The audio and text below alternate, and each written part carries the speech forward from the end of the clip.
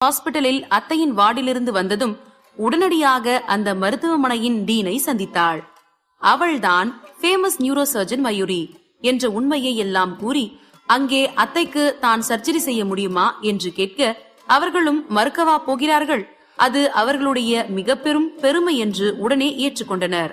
கல்கி மயூரியாக சர்ஜரி செய்யும் பல வீடியோக்கள் இணையத்தில் இருக்கிறது. அது போக பல மருத்துவ கல்லூரிகளில் கல்கி செய்த ஆபரேஷன் வீடியோக்களை காண்பித்து பாடம் நடத்துவார்கள்.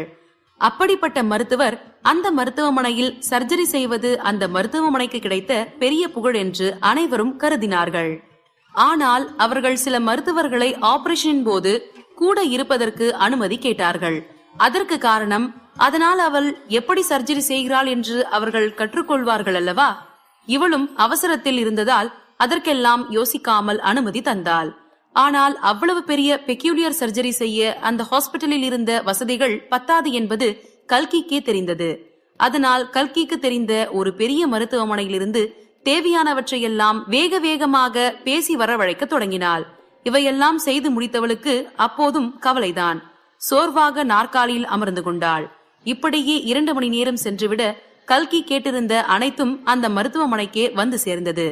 அதுவும் அவளது அத்தையின் சர்ஜரிக்காக. அனைத்தும் வந்துவிட்டதா என்று உறுதி செய்தவள் அடுத்ததாக அவளது அத்தையின் அறைக்கு தான் சென்றாள். அங்கு ஏற்கனவே வர்ஷாவும் ராஜசேகரும் இருந்தனர். அவர்கள் அப்போதே சென்றிருப்பார்கள் என்றுதான் கல்கி நினைத்திருந்தாள். ஆனால் அவர்கள் செல்லாமல் லட்சுமியிடம் ஆத்திரத்துடன் பேசிக் கொண்டிருந்தனர். அதை மறைவில் நின்று கேட்க ஆரம்பித்தாள் கல்கி. இங்க பார் லட்சுமி, கல்கி அந்த கம்பெனியை கொடுத்து வர்ஷா கிட்ட மன்னிப்பு கேட்டா மட்டும்தான் உனக்கு ஆபரேஷன் நடக்கும், அதை நல்லா ஞாபகம் வச்சுக்கோ என்று ராஜசேகர் கூற, லட்சுமி, அப்போ எனக்கு இந்த ஆபரேஷனே வேண்டாம். நீ எல்லாம் ஒரு அப்பாவா? அவளையும் நீதான பெத்த. இப்போ உனக்கு ஒரு காரியம் ஆகணும்னு அவளுக்கே துரோகம் பண்ண உனக்கு எப்படி மனசு வருது என்று லக்ஷ்மி ஆதங்கமாக கேட்டார். அம்மா, கொஞ்சம் அமைதியாதான் இரேன். நீ பாட்டுக்கு பேசாத. நீ போயிட்டா எனக்கு யார் இருக்கா என்று அவளுக்கு அருகில் நின்று தேம்பிக் கொண்டிருந்த அவளது மகள் நித்யா கண்களை துடைத்தவாறு கூறினாள். சரி, இப்போ நீங்க என்ன பண்ண போறீங்க? உனக்கு உன்னோட அம்மா வேணுமா வேணாமா நித்யா? கல்கிக்கு என்ன? இதுக்கு மேல அவகிட்ட இழக்க என்ன இருக்கு? அவளோட குழந்தைய தவிர. அந்த குழந்தைக்காகவாவது அந்த கம்பெனியை அவ கொடுக்க மாட்டா. ஆனா உனக்கு அப்படியா? உனக்கு உங்க அம்மானா எவ்வளவு பிடிக்கும்னு எனக்கு தெரியும். ஆனா உங்க அம்மா இப்பவும் அவளுக்காக தான் பேசுறாங்க பாரேன். கல்கிக்கு அத்தைய பத்தி கொஞ்சமும் கவலை இருக்காது. இதுக்கு மேல உன்னோட இஷ்டம். நீ கல்கி கிட்ட போய் பேசுறதும் பேசாததும் எனக்கு எந்த நஷ்டமும் இல்லப்பா என்று அசால்ட்டாக கூறி தோலை குலுக்கினாள் வர்ஷா. தயவு செஞ்சு உன்னோட ப்ரொஃபசர் டாக்டர் கிட்ட பேசு வர்ஷா. அவர்தான் இத பண்ண முடியும். பிளீஸ், உன்னை நான் கெஞ்சி கேட்டுக்கிறேன் என்று நித்யா அழுகையுடன் கெஞ்ச, வர்ஷா அப்போதும் மனம் இறங்குவதாக தெரியவில்லை. கல் போல் அசையாமல் நின்றிருந்தாள் வர்ஷா. உன்னையும் நான் தானே வளர்த்தேன் வர்ஷா. ஆனா எங்க கோட்டை விட்டேனே தெரியல. உனக்கு கொடுத்த அதே பாசத்தை தானே கல்கிக்கும் கொடுத்தேன். நான் வளர்த்த ரெண்டும் சொக்க தங்கம். ஆனா உனக்கு இப்போ வளர்த்தவளை விட அந்த கம்பெனி தான் முக்கியமா தெரியுதுல என்று குரல் உடைய கேட்டார் லக்ஷ்மி. அவளது நெஞ்சம் எப்போதோ இறுகி போய் விட்டது. ஆனாலும் ஒரு சிறு நம்பிக்கைதான், அவள் தன்னை காப்பாற்றிவிட மாட்டாளா என்று. என்னது? இதெல்லாம் கல்கி கிட்ட கேட்கணும்.